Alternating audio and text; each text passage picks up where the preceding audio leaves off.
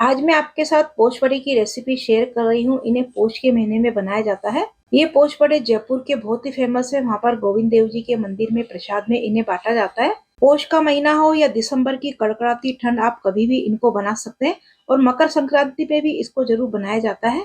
वैसे आप इन्हें कभी भी बना के खा सकते हैं। ये बहुत ही टेस्टी बनते हैं और बनाना भी बहुत ही आसान है। तो मैं हूँ मीता गुप्ता, मेरे चैनल मीता का जायका में आपका स्वागत है।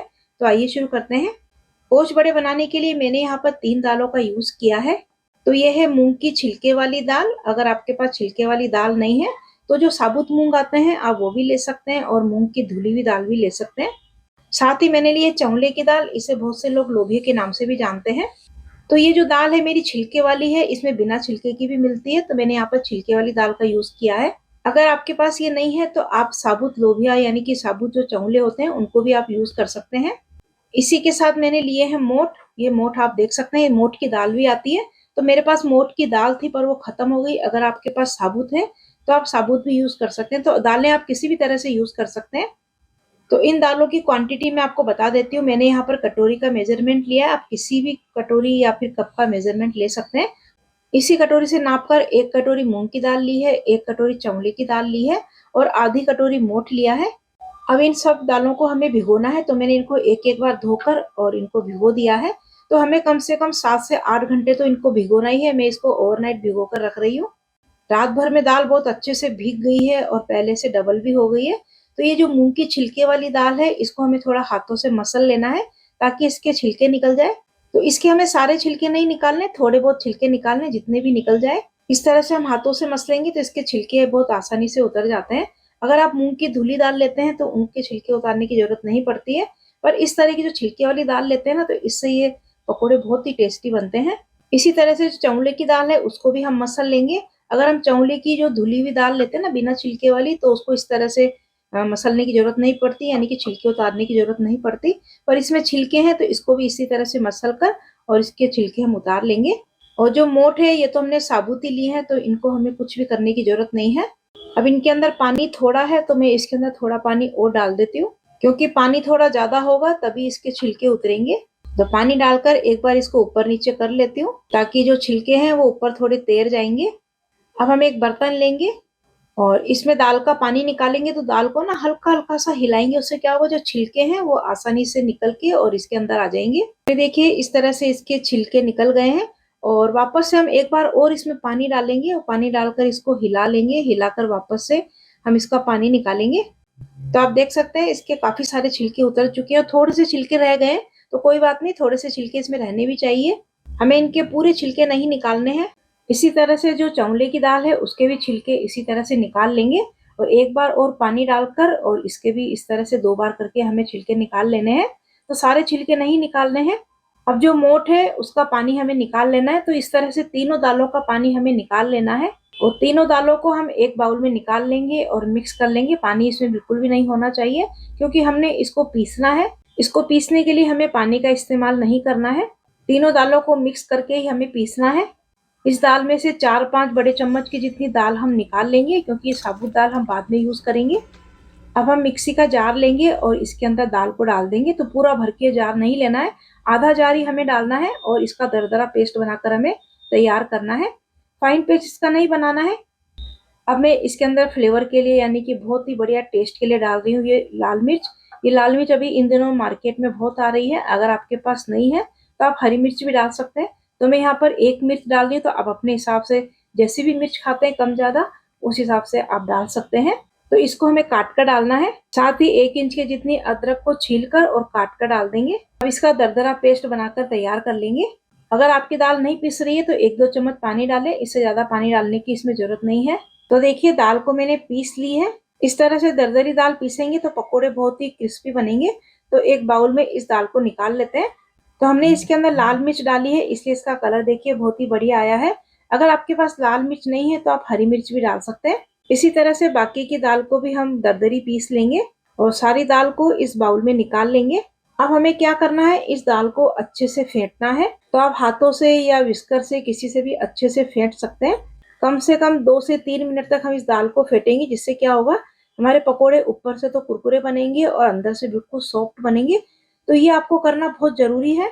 एक ही डायरेक्शन में इसको फेंटेंगे। आप देख सकते हैं दाल पहले से फ्लफी हो गई है, फूल गई है, काफी हल्की हो गई है। इस तरह से हम गिरा रहे हैं तो आसानी से नहीं गिर रही है। तो यही इसकी परफेक्ट पहचान है कि दाल हमारी बहुत अच्छे से फिट गई है।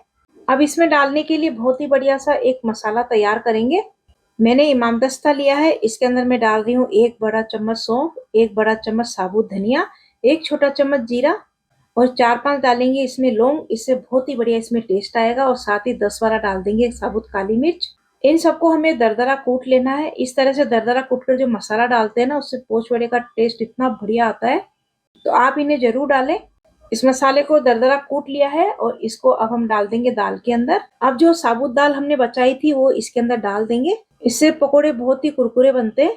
अब 1 छोटा चम्मच डालेंगे काला नमक, टेस्ट के अकॉर्डिंग सफेद नमक तो मैंने 1.5 छोटा चम्मच डाला है।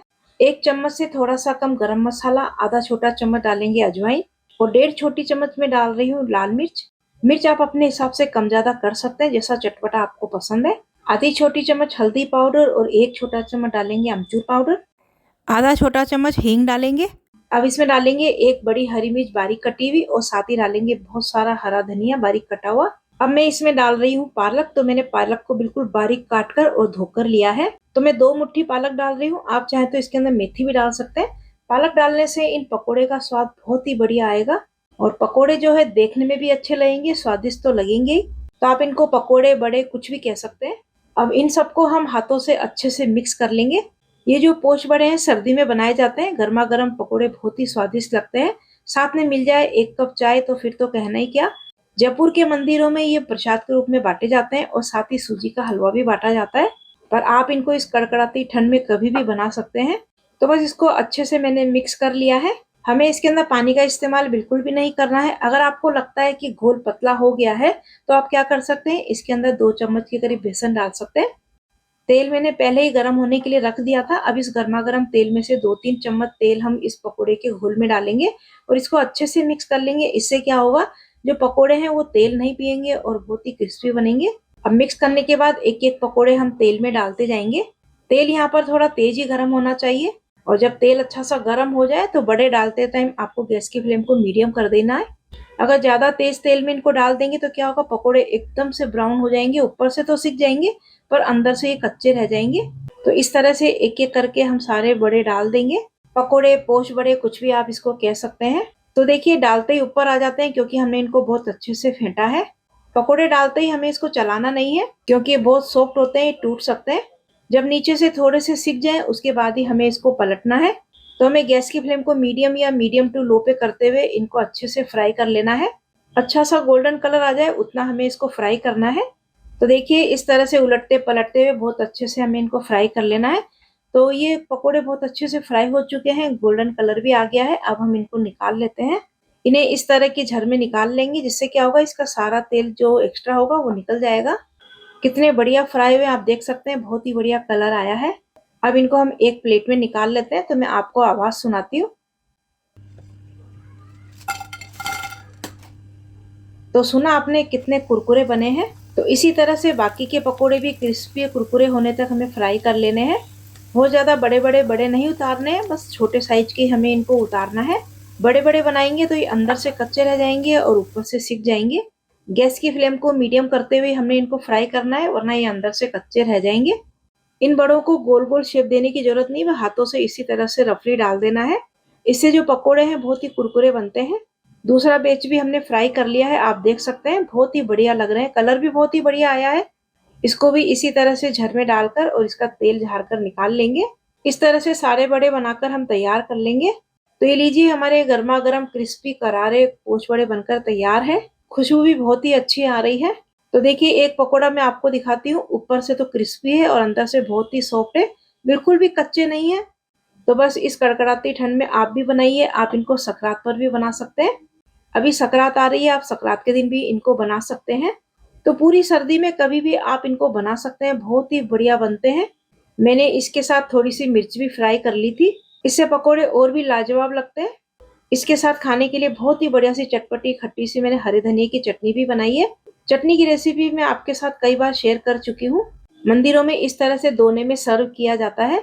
तो एक तरफ तो पोच बड़े होते हैं और आधे में होता है सूजी का हलवा। तो मैंने सूजी का हलवा नहीं बनाया है, उसकी रेसिपी मैं आपके साथ पहले शेयर कर चुकी हूँ। और इन गर्मा गर्म पकोड़े के ऊपर डालेंगे हरी हरी चटनी, खाने में मजा ही आ जाएगा, इतने टेस्टी ये बने हैं, खुशबू तो बहुत ही लाजवाब आ रही है। तो आप भी मेरी तरह से इसको जरूर बनाएं, आपको बहुत पसंद आएंगे। आपको मेरी ये पोच बड़ी की रेसिपी पसंद आई है तो मुझे कमेंट करके जरूर बताएं और वीडियो को लाइक और शेयर भी जरूर करें। अगर आपने मेरा चैनल सब्सक्राइब नहीं किया है तो मेरे चैनल को सब्सक्राइब जरूर करें। मिलते हैं ऐसी एक और नई रेसिपी के साथ। Thank you.